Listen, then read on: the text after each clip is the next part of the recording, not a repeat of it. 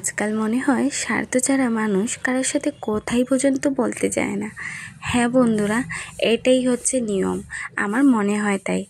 স্বার্থ ফুরিয়ে গেলে বা স্বার্থ ছাড়া থাকলে কেউ মনে হয় কারোর সাথে কথাই বলবে না। তো যাই হোক বন্ধুরা, hello everyone, welcome back to my channel Rubishani blogs. আসামের ছোট্ট একটি সোনার শহর থেকে আমি হচ্ছি রুবি। আমার চ্যানেলে তোমাদের সবাইকে আরও একবার স্বাগতম জানিয়ে আজকের দিনটা শুরু করছি। আজকের এই দিনটা তোমাদের দেখতে বেশ ভালোই লাগবে।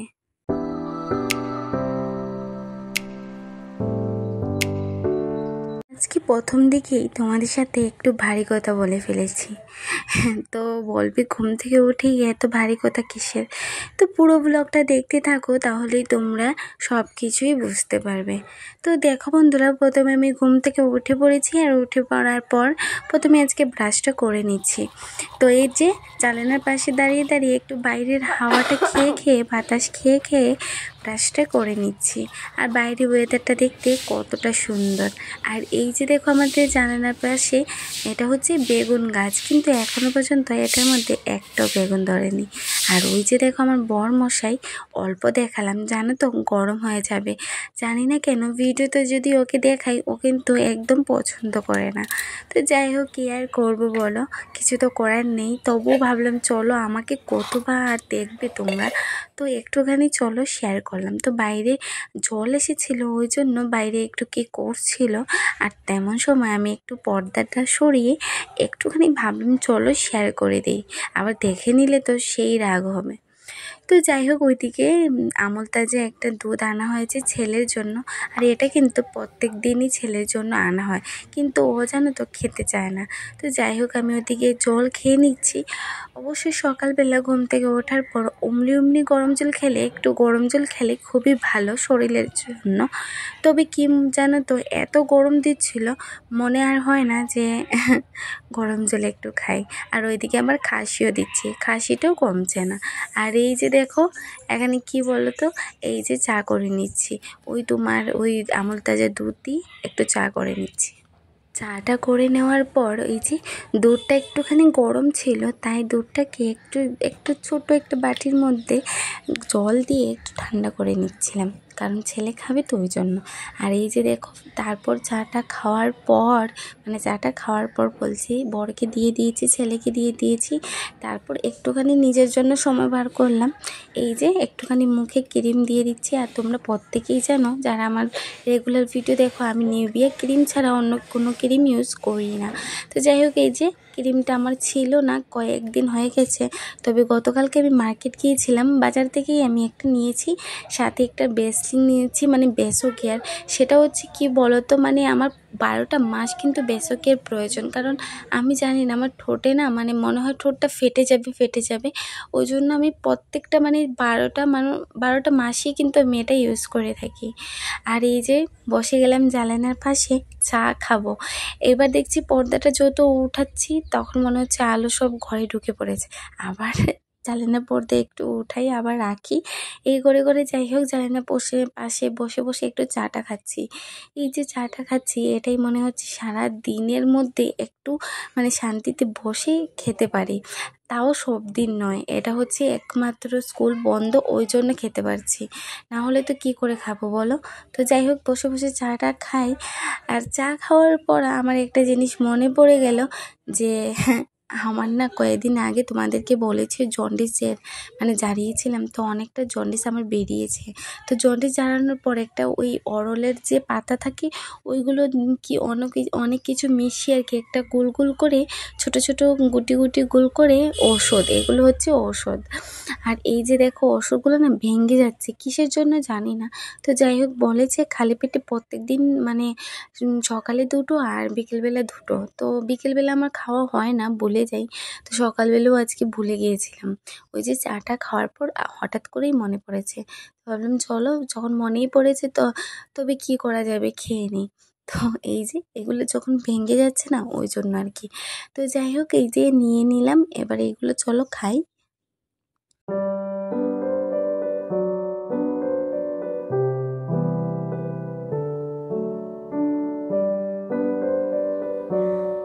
যখন নিজের কাছের মানুষগুলি যদি এরকম করে তখন মনটা সত্যি অনেকটা খারাপ হয়ে যায়। তখন এদেরকে কি বলা যায় বলো? স্বার্থপরই বলা যায় না অন্য কিছু? সারাদিন কাজ করি, প্লাস মানে আমি যেভাবে ঘরে বাইরে সব দিক সামলাতে হয় আমাকে, তার পাশাপাশি আমি ভিডিও করি। তো এগুলো সব কিছু সামলানোর পর মানে তারপরও যদি কেউ না ভাবে যে না ও তো কিছু করে না আসলেই, তারপর অনেক কিছু কথা শুনিয়ে দেয়, সত্যি তখন না খুবই খারাপ লাগে। আর তার পাশাপাশি কি বলো তো, অন্যরা যখন বলে তখন ততটা খারাপ লাগে না। যখন নিজের স্বামী যদি এত কিছু আঘাত করে কথাগুলো বলে না, সত্যি তখন এতটাই মন খারাপ হয় কি বলবো। সব কিছু করি, সব কিছু দিতে হয়, আবার সব কিছুর পরও নাকি আমার সাথে মুখ ফুলিয়ে বসে থাকে, আমার সাথে কথাই বলে না। জানি না সেটা কেন করে, আমি তো কখনো এরকম করি না, বুঝিনি।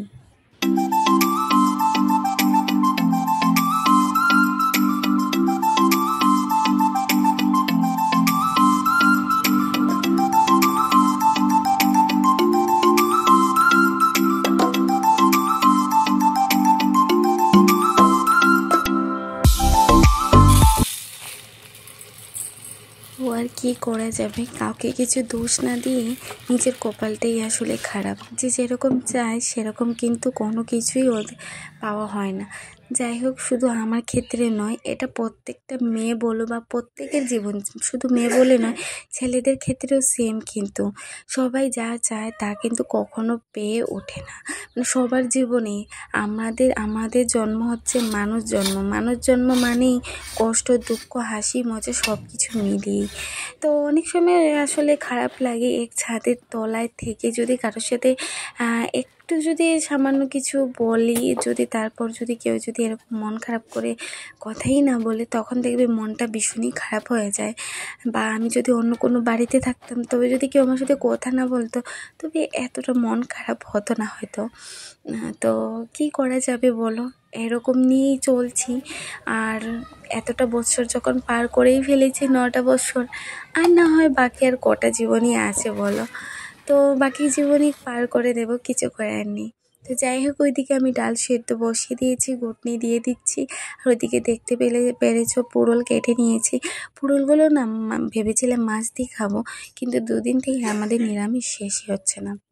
তো নিরামিষ শেষ না হওয়ার কারণে এই যে পুরোপুরি নিরামিষ ভাজা করে নিচ্ছি। নষ্ট হওয়ার থেকে এর থেকে ভালো একটু ভালো করে খাওয়া তো যাবে। তো আর এই যে এখানে দেখো আলু, পেঁয়াজ, তারপর রসুন সব একটা গামলার মধ্যে রেখে দিচ্ছি। মানে আলাদা আলাদা ছিল, তখন কি করব বলো তো, ভাবছি যে না এগুলো সব এক জায়গায় করে দিই। এক জায়গায় করলে মানে আমার এই ঝুড়িটার মধ্যে পেঁয়াজ রসুন ছিল, তো এই ঝুড়িটা আমার একটু দরকার আছে, কাঁচা লঙ্কাগুলি রাখতে হবে। তো ভাবলাম চলো পেঁয়াজ রসুন আলু এক জায়গায় রাখলে বেশ ঠিকই আছে, খারাপ লাগবে না। তো যাই হোক, এবার এই যে মরিচের ডাঁটাগুলো যেগুলো থাকে সেগুলো ফেলে দিচ্ছি, ফেলে এগুলো সব এক এক করে জায়গায় রেখে দেবো, মানে ওই ঝুড়িটার মধ্যে রেখে দেবো। এই যে দেখো এরকম করে নিয়েছি, তাতে কি বলো তো, পচাটা কম, মানে মরিচগুলো পচে যায় না, গলে যায়, একটু কম গলবে আর কি। তো যাই হোক, এক এক করে চলো সেই ঝুড়িদের মধ্যে রেখে দিচ্ছি। বন্ধুরা, তোমরা যারা আমার ভিডিও দেখো, তোমাদের আমার ব্লগ ভিডিও দেখতে কেমন লাগে গো, একটা কমেন্ট করে জানিও। আর প্লিজ যদি ভালো লেগে থাকে ব্লগগুলি, অবশ্যই একটা লাইক করে দিও, আর একটু প্লিজ সাবস্ক্রাইব করে আমার পাশে থেকো গো। তো চলো বন্ধুরা, কী রান্না করেছি একটুখানি শেয়ার করে নিই। এই যে দেখো, এখানে হচ্ছে ডাল, মসুর ডালে রান্না করেছি, মানে নিরামিষ। আর দেখো এখানে রয়েছে হচ্ছে কি পোড়ল ভাজা করেছি নিরামিষ, তারপর রয়েছে চানা আলু ভাজা, আর এটা রাতের অল্প ভাত। তো এইগুলোই ছিল আজকের মেনু। দেখো রান্নাটা করা হয়ে গেছে, এবার ভাত মেখে নিয়েছি। আর ছেলের জন্য ভাত নিয়ে আসলাম, আর ওকে বলছি দেখো যেখানে পড়বে ওখানে খাবে, যেখানে কি বলবো, মানে সব এলোমেলো, দেখতেই পারছো, মানে এর পড়াশোনার জিনিস বলো খেলার জিনিস সব এলোমেলো করে রেখে দেয়। আর এই যে দেখো কতগুলো বাসন ধুয়ে নিয়েছি, আর এই যে এবার গ্যাসটাকে মুছে নিচ্ছি। জানো তো বন্ধুরা, আমার অনেক দিনের ইচ্ছে গো, একটা টেবিল হলে খুব ভালো হতো। কতদিন ধরে তোমাদের দাদাভাইকে বলছি একটা টেবিলের ব্যবস্থা করতে। আমার বিয়ের সময় জানো তো টেবিল পেয়েছি, কিন্তু ওটা না আমার দেওরের ঘরে। আসলে দেওরের ঘর থেকে এটা আনতে না আমি পারছি না, মানে আমি বলতে পারি না প্রকাশ করতে যে এটা দাও। মানে আমি কেমন মানুষ আমি নিজেই বুঝি না, মানে এরকম হতে পারি না, কেন জানি না ভগবান আমাকে এরকম বানিয়েছে। আমার মনে হয় কাউকে আমি কষ্ট দেব না। তো এই করে করে আমার জীবনটাই কষ্টে ভরে গেছে পুরো। তো কিছু করার নেই। আর এই যে দেখো, একটা টেবিলটা হলে বেশ ভালো হতো। তো জানি না এখন আর টেবিল হয়তো আমার কপালে নেই। তো চেষ্টা করব, দেখি আগে যদি আমি নিতে পারি তবে তোমাদের সাথে শেয়ার করব। আর আমার ভীষণ ভালো হয় গ্যাসটা উপরে উঠলে না, মানে রান্না করতে সুন্দর লাগে। আর তোমাদের সাথে একটু শেয়ার করব, বেশ ভালোই লাগবে। তো এই যে দেখতে পাচ্ছ হিমালয়া ফেস ওয়াশ, এটা ডিবি ছিল কৌটো। এটা হচ্ছে ডিবিটা আমার বরের দোকানে ছিল, তো এনে রেখেছিল অনেক দিন থেকে। তারপর আমি ধুয়ে টুয়ে এটার মধ্যে লবণ ভরে নিয়েছি। আর মানে ডিবিটা এতটাই সুন্দর, এত ভালো লাগছে দেখতে, দেখো কতটা সুন্দর, তাই না? তো ভাবলাম চলো এটার মধ্যে লবণগুলো রেখে দিই, আর যখন লাগবে রান্নার জন্য এটার থেকে নেব না, মানে ছোট্ট আরও একটা আছে, ওইটার মধ্যে মানে একটু ঢেলে নেব, ওখান থেকে অল্প অল্প করে মানে রান্নাতে দেবো আর কি। তাতে মানে বেশ ভালো হবে। আর নিরামিষের দিনে সব থেকে আলাদা আলাদা হলুদের কৌটো, মরিচের কৌটো, সব কিছু আলাদা আলাদা হলে বেশ ভালো। আমিষ নিরামিষ দুটোটা আলাদা মানে থাকলে বেশ সুবিধে হয় আর কি। তো এই যে দেখো, ওইদিকে দেখতে পেলে গ্যাস টেস মোছা হয়ে গেছে। মোছার পর ওই যে ঘরটাকে ভাবলাম যে না ভালো করে মুছে নিই, আরেকবার আমি মুছবো, কিন্তু এখন আমি একটু অল্প মুছে নিচ্ছি, কারণ গ্যাস মুছেছিলাম দেখতেই পেরেছো। আর এক ঘরের মধ্যে রান্না বিছানা থাকলে না খুবই কষ্ট হয়ে যায় গো, কী করবো বলো, এই ছোট্ট ঘরের মধ্যেই থাকতে হচ্ছে। আর এই যে দেখো, আমি সার্ফ নিয়ে নিয়েছি, একটু আগে দোকান থেকে সার্ফ আনলাম, আর একটু মসুরি ডাল, দেখতে পেরেছো মসুর ডাল, ওইটা এনেছিলাম। তো বরে 20 টাকা রেখে গিয়েছিল, ওইটা দিয়ে এনেছি। আর এই যে এবার কাপড় ভিজিয়ে দিচ্ছি, মানে টুকটাক কাপড় ছিল, তো শার্টগুলো বাইরে থাকার কারণে মানে কেমন একটা গন্ধ করছে, ভালো লাগছে না। তো ভাবলাম ছেলের তো স্কুলও খুলে যাবে, আমারও খুলে যাবে, তো তার থেকে ভালো অল্প অল্প করে এগুলো ভিজিয়ে শুকিয়ে সব কিছু গুছিয়ে রেখে দিলে বেশ ভালো হবে, কারণ সোমবার থেকে আমার আবারও স্কুলটা খুলে যাবে। তো স্কুল খোলার পর যদি এগুলো ধুতে হয় তখন কিন্তু খুব কষ্ট হয়ে যায়। তো যাই হোক, একবার স্নান টান করবো, সব কিছু করবো, এখন কত কাজ বাকি। আর এই যে শার্টটা হাতে নিয়ে আবার রেখে দিয়েছি, কেন বলো তো? শার্টটা দেখলাম ভালো আছে আর কি, ধুতে হবে না, ধোয়াই। তো আমি আবার না ভুলে ভুলে ধুতে গেছিলাম, তাই আবার রেখে দিয়েছি। তো যাই হোক, এবার ফ্রিজের উপরটাতে দেখলাম যে না এমন তেমন মানে কিছু খারাপ গোড়া টোড়া পড়েনি, নোংরা হয়নি এতটা। তবু কিন্তু আমি একটু ঝাড়বো বলে ভাবলাম ঘরে আছে ঝেড়ে নিই। যখন স্কুল খুলে যে জানো আমি এতটাই ক্লান্ত হয়ে যাই, কোনো কাজে আমার করতে ইচ্ছে করে না। তো ভাবলাম চলো ফ্রিজটাকে ভালো করে মুছে নিই। আর আমাদের ফ্রিজটা না নামেরই ফ্রিজ বলতে পারো, কারণ এটা শো রাখা হয়। এটা কিন্তু তেমন আমরা ইউজ করি না, খুব কম। যখন খুব বেশি গরম দেয় তখন জাস্ট একটু জল বা একটু সবজি সবজি টুকটাক আর কি রাখি, এত কিছু করি না। তো যাই হোক, আমার ওই দিকের কাজ শেষ হওয়ার পর ভাবলাম স্নান করব, তো আবার খুব খিদেও পেয়ে গেছে, আর স্কুলের কাজ কিছু বাকি ছিল। তো ভাবলাম চলো স্কুলের কাজ ওইদিকে করি, করতে করতে তারপর আমি স্নানটা করে নেব। তো ভাবলাম না খিদে তো পেয়ে গেছে, চলো আগে খাওয়া দাওয়া করবো, আর ওদিকে তো আমার স্কুলের কাজ বাকি আছে।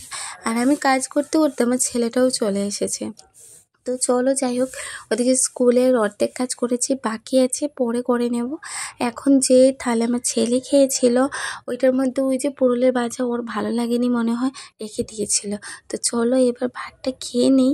আর আজকের আমার এই ব্লগটা তোমাদের দেখতে কেমন লেগেছে গো কমেন্ট করে জানিও। আর প্লিজ প্লিজ তোমাদেরকে রিকোয়েস্ট, প্লিজ আমার পাশে থাকো সবাই, আর প্লিজ কেউ স্কিপ করে